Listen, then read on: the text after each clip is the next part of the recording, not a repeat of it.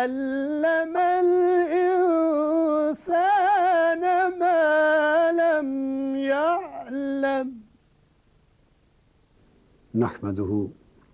ونصلي ونسلم على سيدنا ومولانا محمد رسوله النبي الأمين المكين الحنين الكريم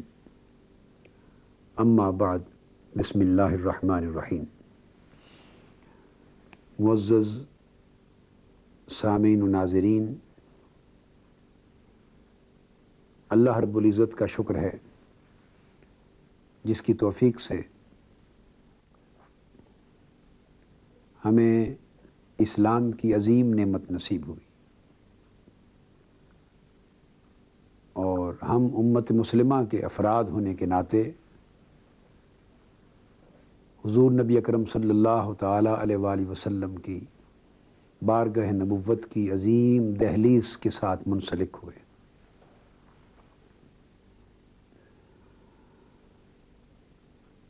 واقعہ یہ ہے کہ جب ہم تاریخ عالم کا اور انسانی تاریخ کی عظیم شخصیات کا مطالعہ کرتے ہیں اور ان لوگوں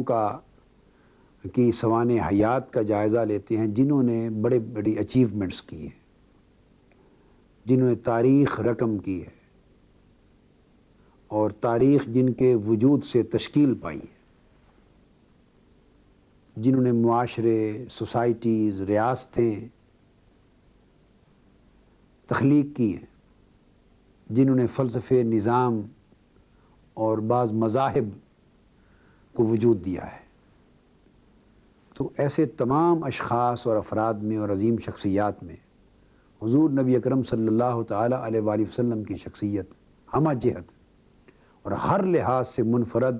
ممیز اور ممتاز نظر آتی۔ اور سب سے بڑی خوبی یہ ہے کہ آپ کی ذات اقدس میں ریلیجس اور سیکولر اور اسپریچول اور میٹیریل، ان تمام چیزوں کی یکجائی اور حسین امتزاج نظر آتا ہے۔ پھر آپ کی حیات مبارکہ میں جتنی سٹرگل ہے، اس کی جو سیاسی حکمتیں، اس کا کوئی تصور اور احاطہ نہیں کر سکتا۔ آج ہم ریاست مدینہ کے قیام ہی کے حوالے سے جس کانسٹیٹیوشنل لاء کے تناظر میں ہم نے میثاق مدینہ کا کچھ ذکر اپنی پچھلی گفتگو میں کیا تھا، آج اس کے سیاق و سباق کا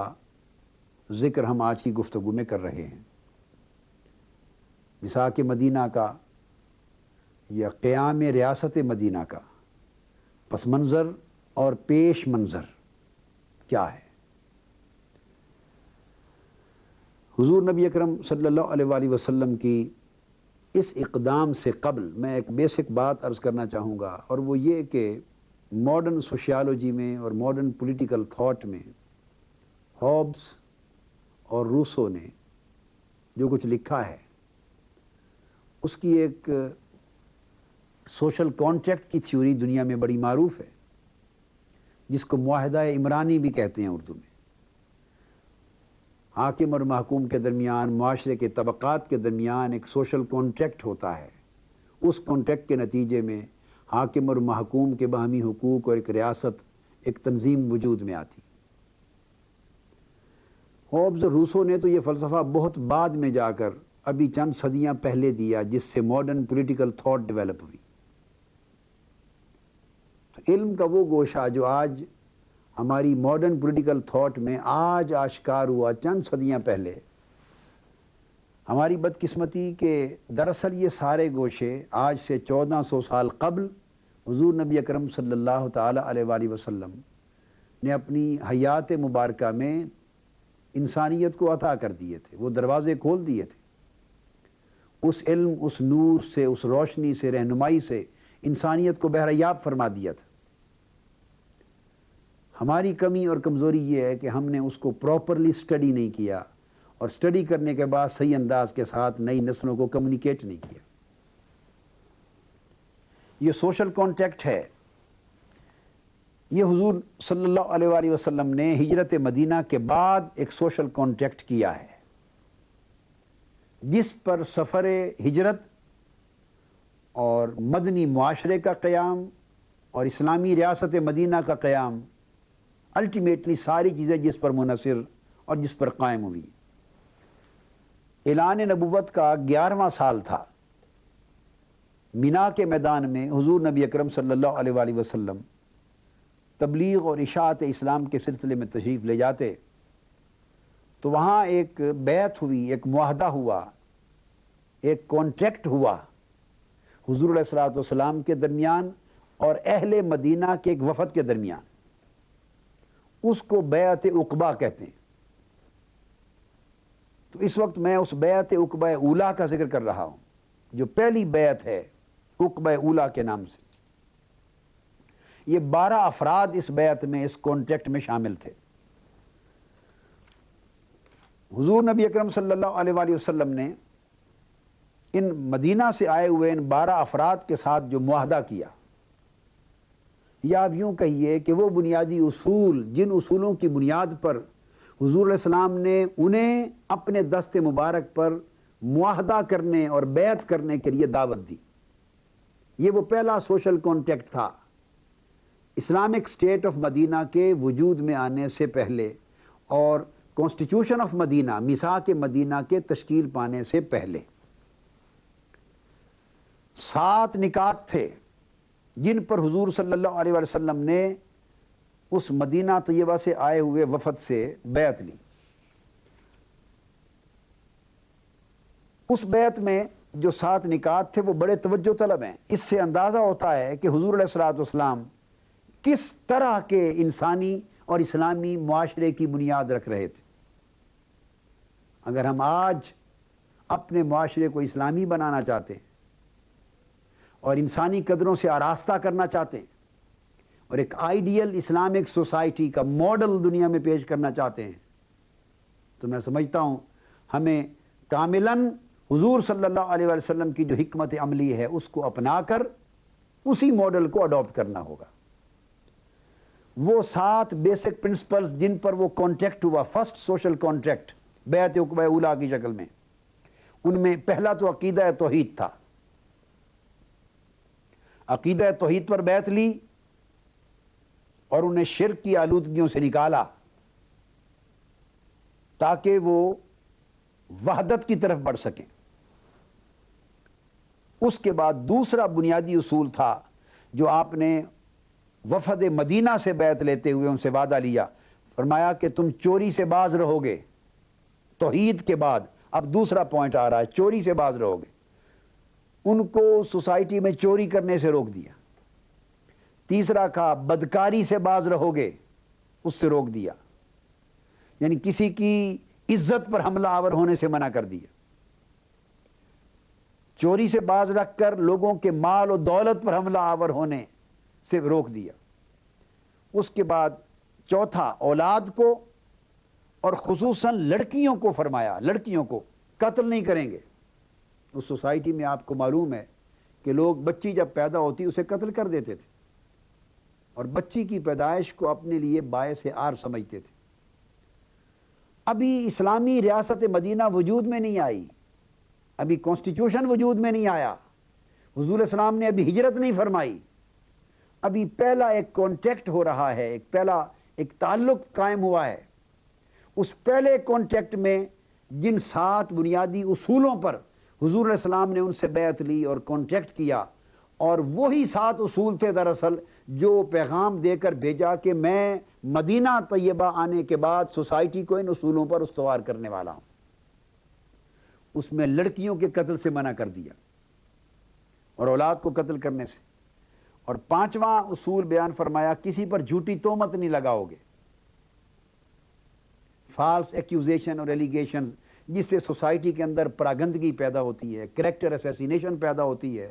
بدگمانی کا ماحول پیدا ہوتا ہے اور ایک دوسرے کے خلاف کشیدگی جنم لیتی، اس سے منع فرما دیا۔ 6واں اصول فرمایا کہ چغلی نہیں کرو گے ایک دوسرے کے خلاف، بیک بائٹنگ نہیں کرو گے، اور 7واں اصول فرمایا ہر اچھی بات میں، معروف امور میں اللہ کے رسول کی اطاعت کرو گے۔ گویا 7 بیسک پرنسپلز میں سے ایک اصول عقیدہ توحید کا، ایک اصول عقیدہ رسالت کا، کہ اللہ کے رسول کی اطاعت کرو گے۔ اور 5 اصول آپ نے ایک مورل سٹرکچر دیا ان کو،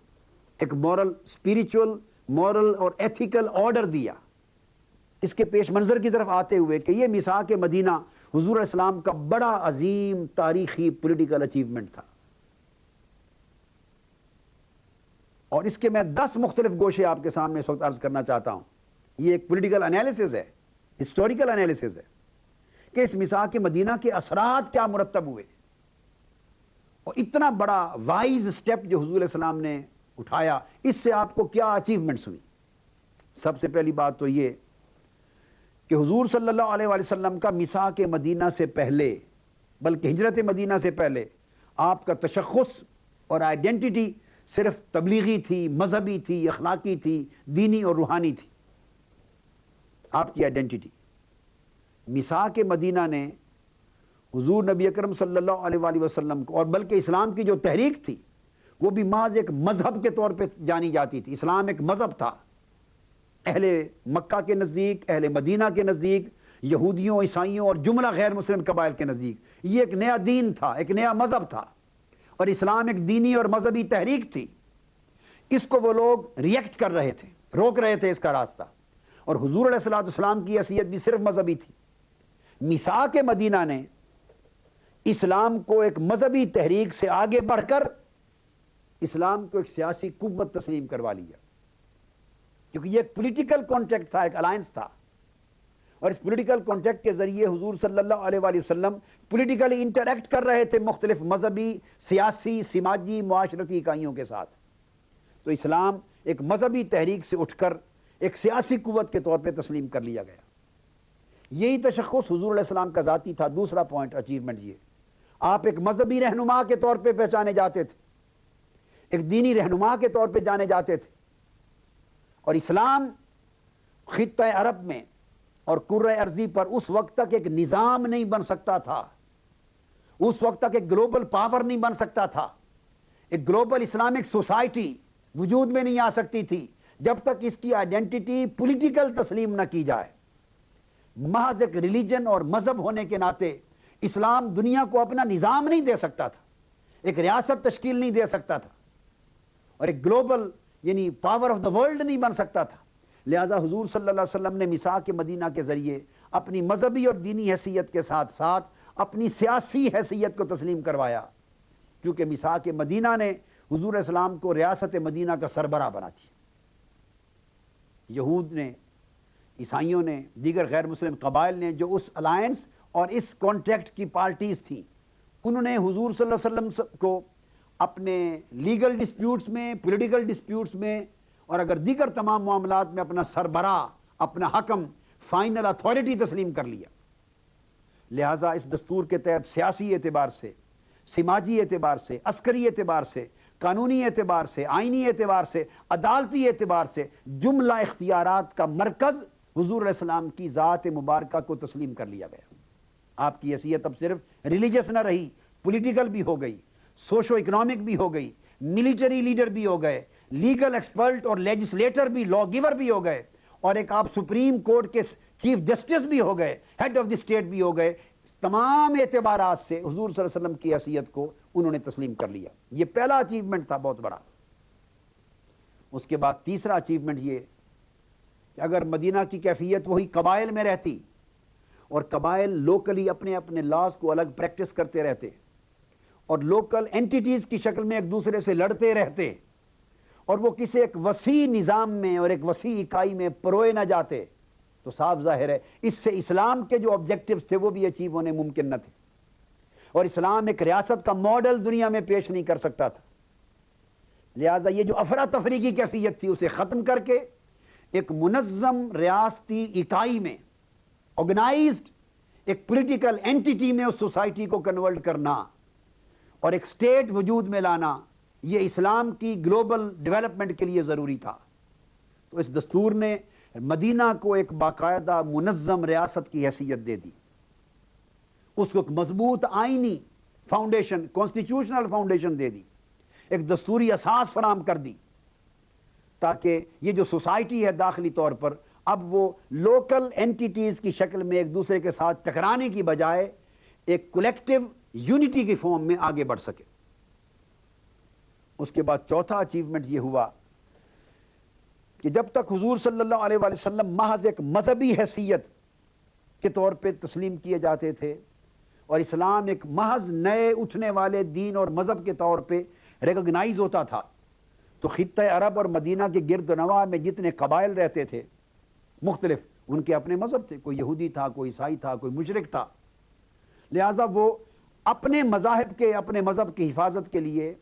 نئے اٹھنے والے مذہب اسلام کی راہ میں رکاوٹ بن رہے تھے، اور وہ حضور علیہ السلام سے انٹریکشن کرنے کو تیار نہ تھے، اسلام کے ساتھ انٹریکشن کو تیار نہ تھے۔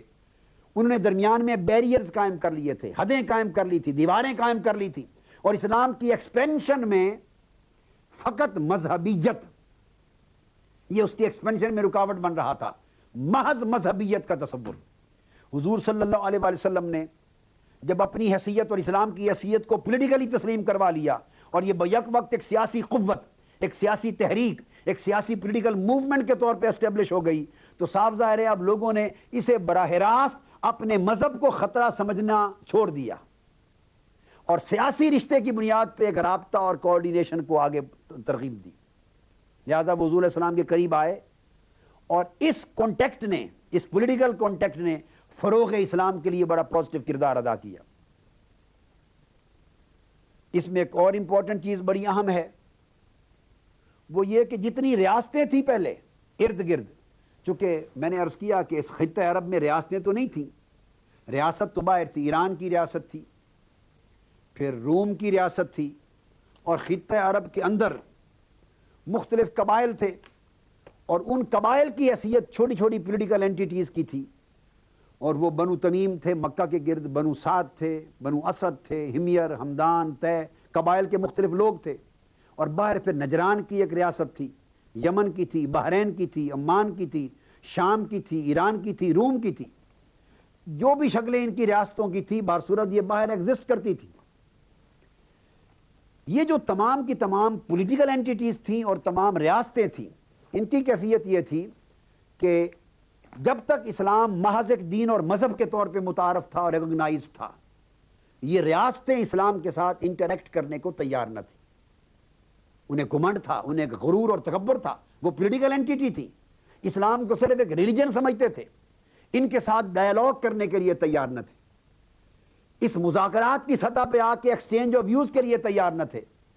حضور صلی اللہ علیہ وآلہ وسلم نے جب میثاق مدینہ کے ذریعے اپنی حیثیت مدینہ کی ریاست کے سربراہ کے طور پہ تسلیم کروا لی، تو اب آپ صرف پیغمبر اسلام نہیں تھے،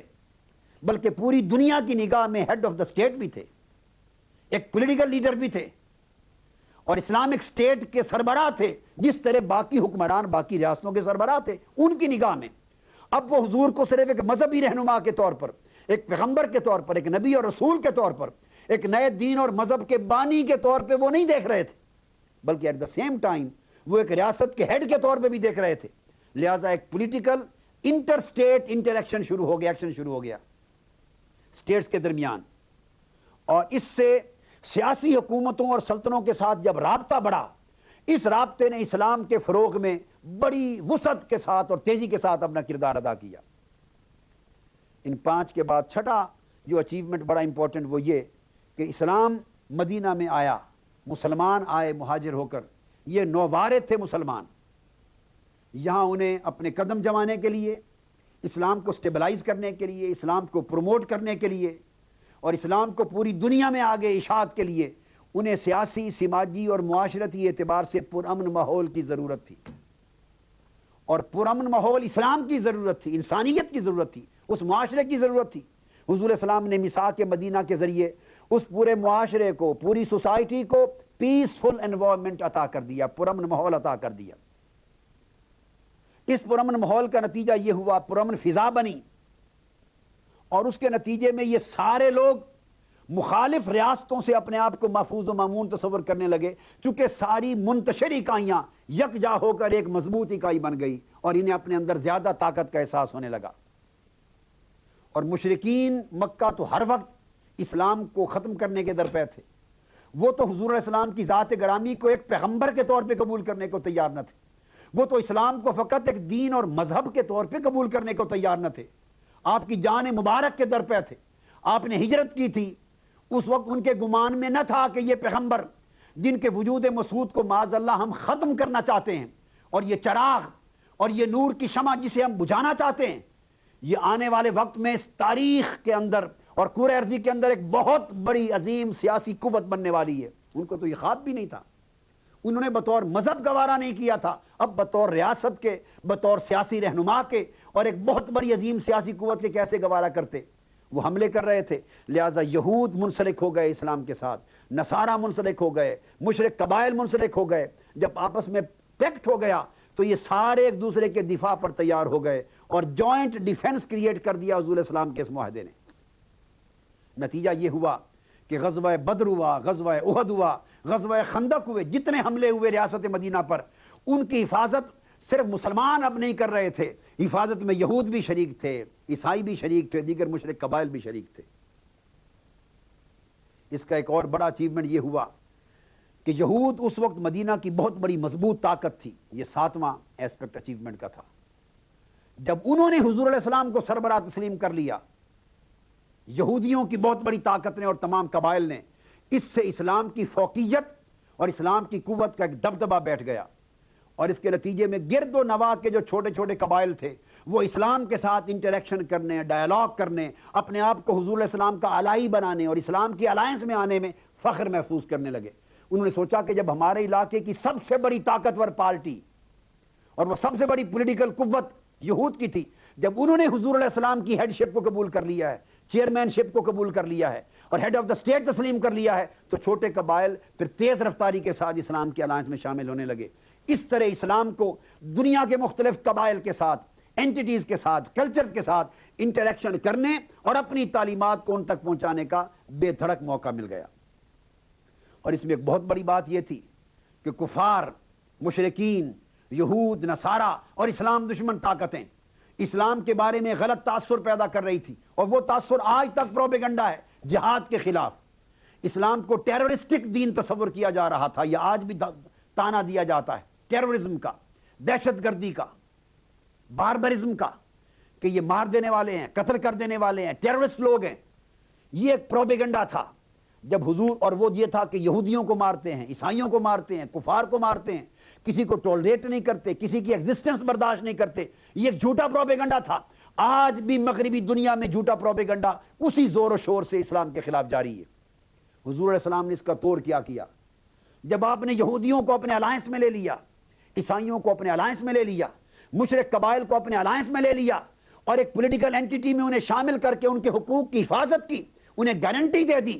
تو اس سے حضور علیہ السلام کے پرامن لیڈر ہونے کا امیج پوری دنیا میں پہنچا، اور وہ پروپیگنڈا رد کر دیا گیا کہ یہ ٹیررسٹ ہیں، بلکہ پتہ چلا کہ یہ تو امن کے دائی ہیں، یہ پیامبر ہیں پیس کے، سیکیورٹی کے، ٹرانکویلٹی کے، امن کے،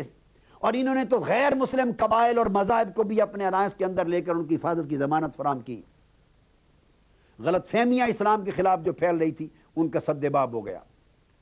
اور نواں ایسپیکٹ جو اچیومنٹ کا یہ کہ اس طرح حضور صلی اللہ علیہ وسلم کو ایک عادلانہ معاشرہ قائم کرنے کا، منصفانہ سوسائٹی قائم کرنے کا موقع ملا، ایک آئیڈیل ڈیموکریٹک سٹیٹ آپ نے بنائی، جس پر گفتگو ہم بعد میں آگے چل کے کریں گے، اور نتیجتاً حضور علیہ السلام اس کا ہیڈ ہونے کے ناطے ساری لیجسلیٹو اور پولیٹیکل اور لیگل اتھارٹی حضور کے پاس آ گئی، چنانچہ آپ کو نظام اب آئینی قانونی اعتبار سے اتھارٹیٹیولی نافذ کرنے کا موقع مل گیا۔ اب آپ کی بات محض تبلیغ نہیں تھی، محض نصیحت نہیں تھی، محض واز نہیں تھا، محض ریکمنڈیشن نہیں تھا، بلکہ آپ کے پاس ایک لیگل اتھارٹی تھی اور آپ پورے نظام کو سوسائٹی میں نافذ کر رہے تھے۔